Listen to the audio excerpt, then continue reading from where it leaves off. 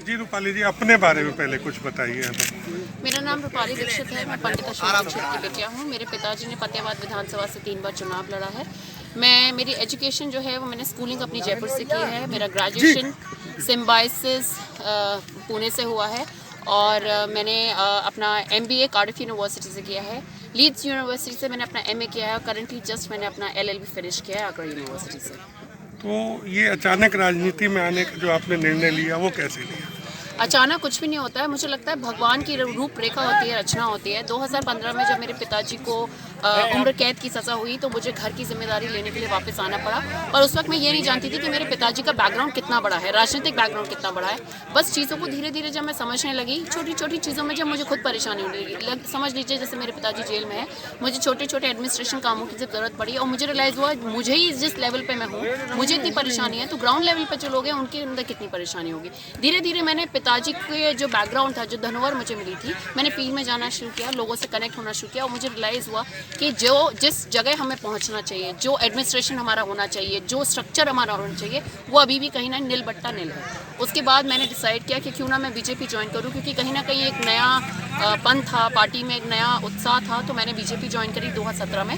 2017 में मैंने यहाँ के जितेंद्र वर्मा जो विधायक रहे हैं 2017 से 2021 तक, उनको सपोर्ट किया बीजेपी की वजह से, क्योंकि मैं पार्टी के लिए काम कर रही थी। और 2019 में मुझे रियलाइज़ हुआ कि बीजेपी को सपने दिखाने की बहुत अच्छी आदत है और तोड़ने की भी बहुत अच्छी आदत है। 2019 में मैंने अपनी दूरी बनाई बीजेपी से और खुद का एक संगठन स्टार्ट किया जिसका नाम है कर्मल संगठन और फतेहाबाद पे बेस्ड है। और धीरे धीरे जब मैं लोगों के बीच में जाने लगी, कनेक्ट करने लगी, अपना एक खुद की आइडेंटिटी पिताजी के अलावा जो मैंने क्रिएट करी, उसके बाद फिर एंड टाइम पे मैंने डिसाइड किया कि सपा का दामन मैंने थामा और उसके बाद अब मैं यहाँ से चुनाव की तैयारी कर रही हूँ। आपको जो आपके पिताजी एक बाहुबली कहे जाते हैं, उनका कुछ लाभ मिलेगा आपको इस चुनाव में? देखिए, बाहुबली उनको बोला जाता है, वो बात सही है। कुछ लोग क्योंकि जो विरोधी हैं वो उसको उस वजह से दर्शाते हैं, लेकिन जहाँ तक बाहुबली की बात है, मुझे लगता है कि बाहुबली वो उन लोगों के लिए ज़्यादा थे जो गरीबों का उत्पीड़न करते थे। अब बाहुबली की अलग अलग डेफिनेशन है। कुछ लोग उसको मान सम्मान की तरह लेते हैं, कुछ मूंछों की तर्क के लिए कहते हैं और कुछ लोग नेगेटिव में लेते हैं। मुझे लगता है कि कहीं ना कहीं वो एक पॉजिटिव स्ट्रक्चर मुझे मिलेगा, क्योंकि बैकग्राउंड उनका बाहुबली है। पर मैं जो खुद पर्सनली हूँ, एक शिक्षित महिला हूँ, कहीं ना कहीं मैं ये बेस जो यूथ फैक्टर है उसको कनेक्ट करती हूँ और कहीं ना कहीं लोगों से ये लैंग्वेज बेस पे या मेरी जो थिंकिंग प्रोसेस है उससे लोगों को कनेक्ट कर पाती हूँ। जब आपने चुनाव में आप उतरने का निर्णय किया तब आप पिताजी से मिली होंगी, क्या उन्होंने आपसे कहा? क्या मेरे पिताजी शुरू से ही चाहते थे कि मैं चुनाव लड़ूं और जब मैंने उनसे वजह करने का निर्णय किया तब आप पिताजी से मिली होंगी, क्या उन्होंने आपसे कहा? क्या मेरे पिताजी शुरू से ही चाहते थे कि मैं चुनाव लड़ूं और जब मैंने उनसे वजह पूछी तो उन्होंने ये बोला कि मैंने 3 बार चुनाव लड़ने की कोशिश करी, लेकिन जिस वक्त मैं चुनाव लड़ रहा था सब कुछ जातिवाद पे था, जाति से ऊपर कुछ भी नहीं था। कोई ये नहीं समझता था कि आपकी कितनी अच्छी भावनाएं, कितनी बुरी भावनाएं। लेकिन धीरे धीरे आप देखिए राजनीति में भी चेंजेस आए हैं। लोग अब बहुत इफेक्टिव हो गए हैं, लोग थोड़े क्या कह सकते हैं, एजुकेशनल हो गए हैं, नॉलेजेबल हो गए हैं, लोगों को पता है उन्हें क्या चाहिए। पहले हम बेसिक बात करते हैं, 2014 से सोशल मीडिया एकदम से एक्टिवेशन में आया। उससे पहले सोशल मीडिया जैसे एक्टिवेशन नहीं थी, लोगों में गैप था कम्युनिकेशन को लेके। आज अगर आपको किसी के बारे में छोटी से छोटी बात ना जाननी है, अगर आपको एक DM से मिलना है तो उसके लिए आपको एक नेता या किसी की ज़रूरत है, आप डायरेक्टली आप वो कर सकते हैं। जब वो चेंजेस आने लगे तो पिताजी ने बोला कि अब जो है तुम अपनी सही एजुकेशन, जो सही तुम्हारी खुद की पर्सनल जो तुम्हारा खुद का रिफ्लेक्शन है, वो तुम क्षेत्र में दे सकती हो इस एजुकेशन बेस से। हो सकता है उन्होंने मुझे नहीं अपनाया, पर क्या पता वो तुम्हें अपना ले। आपने जाति की बात की, लेकिन इस चुनाव में तो आप लोग भी जाति का सहारा लेके जा रहे हैं। जो आपके प्रतिद्वंदी हैं उन्होंने कोई बात कही थी, उसको लेके बड़े बड़े मीम्स बन रहे हैं, बड़े बड़े सोशल मीडिया पे चल रहा है, चोटी की बात कही जा रही है, उसका कितना लाभ मिलेगा आपको? छोटेलाल वर्मा अभी बीजेपी से चुनाव लड़ रहे हैं, मेरे सामने हैं, मेरे कॉम्पिटिटर हैं, मुझसे बड़े हैं। और ये बात सही है कि उन्होंने जातिवाद की बात करी, पर वो ज़िंदगी में ये बात बहुत बार भूल गए कि 15 साल जब वो विधायक रहे, यही हम सब जातिवाद जो हम सर समाज लोग हैं, उन्होंने वो ताज उन्हें पहनाया। अब दिक्कत क्या है, जब हम किसी को सम्मान दें और उसकी वो डिसरिस्पेक्ट करें, उसका मान हम बेइज्जती करें, तो हम तुरंत उस पर गाली गलौज को देके रिस्पॉन्स नहीं करते।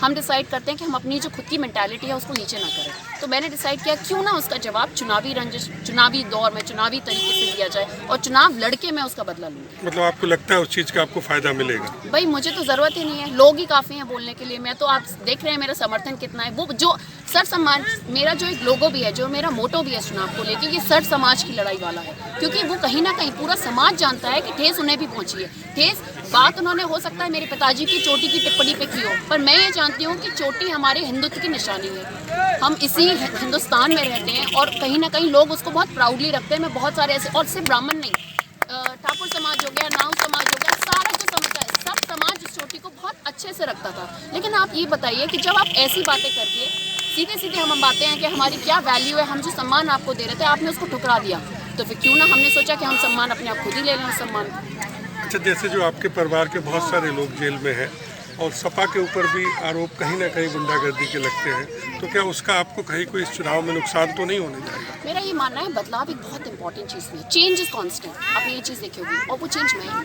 आप ये देख लीजिए, सपा ने मुझे प्रत्याशी बनाया, क्या ये चेंज फैक्टर है? कि ये सर्व समाज की लड़ाई वाला है, क्योंकि वो कहीं ना कहीं पूरा समाज जानता है कि ठेस उन्हें भी पहुंची है। ठेस बात उन्होंने हो सकता है मेरे पिताजी की चोटी की टिप्पणी पे की हो, पर मैं ये जानती हूँ कि चोटी हमारे हिंदुत्व की निशानी है। हम इसी हिंदुस्तान में रहते हैं और कहीं ना कहीं लोग उसको बहुत प्राउडली रखते हैं। मैं बहुत सारे ऐसे, और सिर्फ ब्राह्मण नहीं, ठाकुर समाज हो गया, नाउ समाज हो गया, सारा जो समुदाय, सब समाज उस चोटी को बहुत अच्छे से रखता था। लेकिन आप ये बताइए कि जब आप ऐसी बातें करके सीधे सीधे हम बातें हैं कि हमारी क्या वैल्यू है, हम जो सम्मान आपको दे रहे थे आपने उसको ठुकरा दिया, तो फिर क्यों ना हमने सोचा कि हम सम्मान अपने आप खुद ही ले लें उस सम्मान को। अच्छा, जैसे जो आपके परिवार के बहुत सारे लोग जेल में हैं और सपा के ऊपर भी आरोप कहीं ना कहीं गुंडागर्दी के लगते हैं, तो क्या उसका आपको कहीं कोई इस चुनाव में नुकसान तो नहीं होने जाएगा? मेरा ये मानना है बदलाव एक बहुत इंपॉर्टेंट चीज़ है। चेंज इज कांस्टेंट, आपने ये चीज़ देखी होगी, और वो चेंज मैं हूँ। आप ये देख लीजिए, सपा ने मुझे प्रत्याशी बनाया, क्या ये चेंज फैक्टर नहीं है?